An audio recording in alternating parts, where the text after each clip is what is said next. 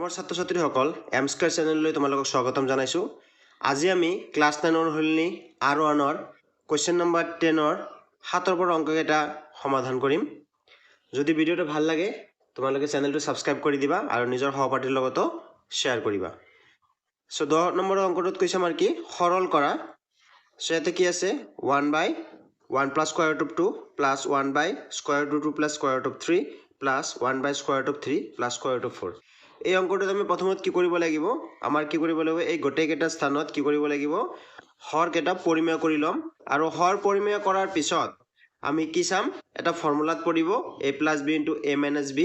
এই ফৰ্মুলাত পেলাই দিয়াৰ পিছত আমাৰ অংকটো ইজিলি হৈ যাব। সো ফাৰ্ষ্ট আমি এনেকৈ লিখি ল'ম যে অংকটো আমাৰ কি দিয়া আছে। সো এতিয়া আমি কি কৰিম, এই গোটেইকেইটা স্থানত হৰ পৰিমেয়কৰণ কৰিম। সো ফাৰ্ষ্ট আমি এইটো কেনেকৈ কৰিম, 1 plus root 2 into 1 plus root 2 আছে, তেনেহ'লে এইটো কি হ'ব 1 minus root 2, ওপৰতো 1 minus root 2 দিব লাগিব। নেক্সট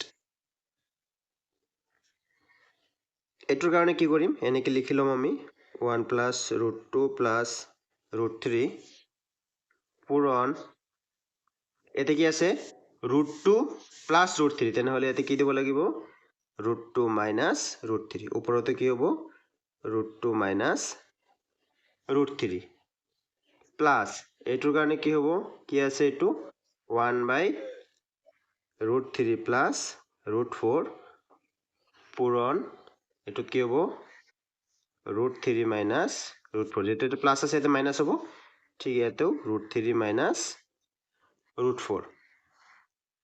এতিয়া আমি চাম যে কি 1 into 1 minus root 2, সো এইটো কি হ'ব 1 minus root 2 হ'ব।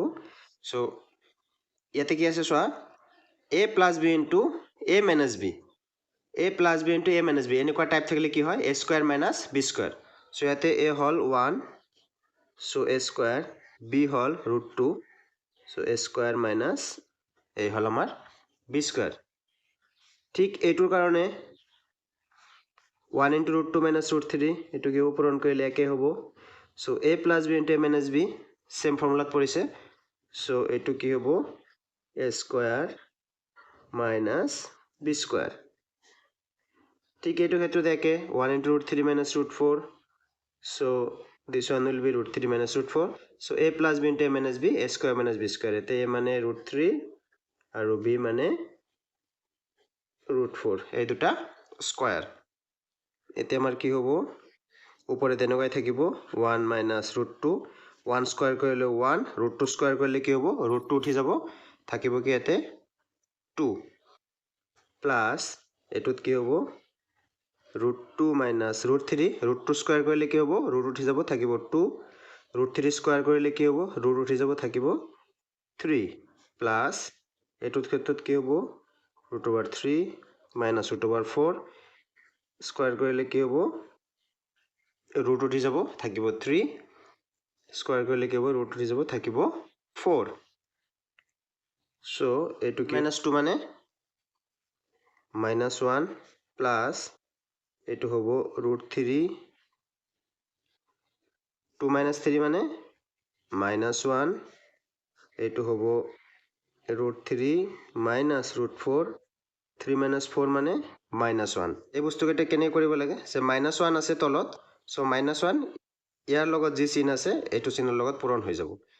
ঠিক এইটো মাইনাছ, এইটো প্লাছ আছে ইয়াৰ লগত পূৰণ হৈ যাব, সো প্লাছে মাইনাছে মাইনাছ, প্লাছে মাইনাছে মাইনাছ, আমি এনেও কৰিব পাৰি, বা এই minus 1 টো যেহেতু তিনিটাৰ তলত একেলগে তিনিটা minus 1 আছে, সো আমি minus 1 সন্মুখতে এনেকৈ কমন ল'ব পাৰি, minus 1 minus root 2 plus root 2 minus root 3 plus root 3 minus root 4। এতিয়া আমি এটা কাম কৰিম যে minus root 2 plus root 2 minus root 3 plus root 3, তলত কি থাকিল এতিয়া minus 1 minus root over 4, root over 4 মানে কি 2 স্কয়াৰ, 2 স্কয়াৰ মানে স্কয়াৰ আৰু এই root 2 উঠি যাব, থাকিব কিমান 2, So this is minus 1. So 1 minus 2. কিমান থাকিব? Minus 1 plus 1. So this is the answer. এতিয়া 8 নম্বৰ কোৱেশ্চনত কি আছে? Square root of a plus x minus square root of a minus x. তলত কি আছে? Square root of a plus x plus a minus x. এইটো একে ধৰণে কৰিম। আমি তলত কি কৰিব লাগিব? এই হৰটো কি কৰিব লাগিব?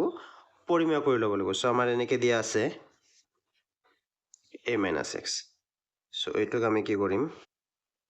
এনেকৈ লিখিম a plus x minus to square root of a minus x. ইয়াতে এনেকৈ থাকিব a plus x plus a minus x. আমি কি কৰিম? এই সম্পূৰ্ণটোক square root of a plus x ক a বুলি ধৰিম আৰু ইয়াতে square root of a minus x ক b বুলি ধৰিম। তেনেহ'লে কি আছে ইয়াতে? a plus b. সো এইটো হৰ পৰিমেয় কৰাৰ কাৰণে আমি কি কৰিব লাগিব? ইয়াতে a minus b লিখিব লাগিব। সো এইটো হ'ব আমাৰ square root of a plus x. ইয়াতে প্লাছ আছিল, সো মাইনাছ চিন হ'ব square root of a minus x. So ইয়াতে যি দিছোঁ ওপৰতো সেই একেই দিব লাগিব। So a plus x minus square root of a minus x. So আমাৰ কি হ'ল? এইটো এটা ফৰ্মুলা পৰি গ'ল a plus b into a minus b. আগৰ অংকটোত আমি কৰিছোঁ কি a plus b into a minus b হ'লে কি হ'ব? a square minus b square. So তলত আমাৰ কি হ'ব?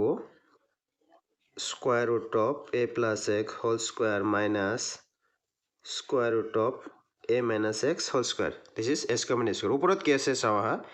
square root of a plus x minus a minus x square root of a plus x minus a minus x. দুটা আছে, দুটা হ'লে আমি কি লিখিব পাৰোঁ? আমি স্কয়াৰ কৰি লিখিব পাৰোঁ। So this is a plus x minus square root of a minus x. ইয়াতে আমি স্কয়াৰ দি দিলোঁ। এতিয়া আমি কি কৰিম চাম? এতিয়া হ'ব আমাৰ এইটো square root of a plus x whole square আছে। সো স্কয়াৰ আছে, এইটো square root 2 উঠি যাব। সো থাকিব কি? আমাৰ a plus x minus ঠিক এইটোৰ পৰা কি হ'ব? square root উঠি যাব, থাকিব কি? a minus x. ওপৰত কি হ'ব? a minus b whole square formula পৰিছে। a minus b whole square মানে a square minus 2ac plus b square. So এইটোত পেলাই দিম আমি। So this is a square minus 2ac, that means 2 into square root of a plus x into square root of a minus x. a b 2ac plus b square. b square মানে square root of a minus x whole square. এইটো is equal to কি লিখিব পাৰি?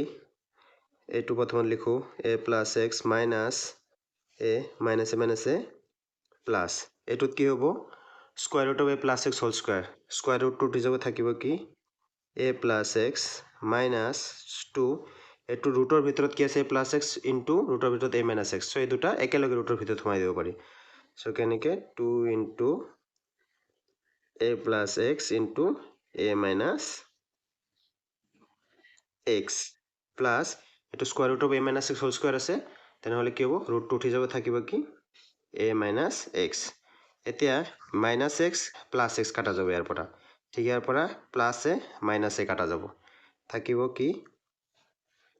ওপৰত হ'ব a plus a 2a minus 2 square root of a plus x into a minus x. আকৌ এইটো ফৰ্মুলাত পৰিলে কি? a plus b into a minus b. So a square minus b square. তাৰ মানে এইটো হ'ব a square minus x square. তলত কি থাকিব? x plus x 2x. So is equal to, so আমাৰ ইয়াতে আহিব, এতে 2a আছে, এটো 2 square root of a square minus x. এটা 2 কমন ল'ব পাৰি। 2 কমন লৈ থাকিব a minus square root of a square minus x square. তলত কি হ'ব? 2x মানে 2 into x. সো এইটো যাব কাটা। আমাৰ থাকিব কি? ওপৰত a minus square root of a square minus x square by x. This is our answer.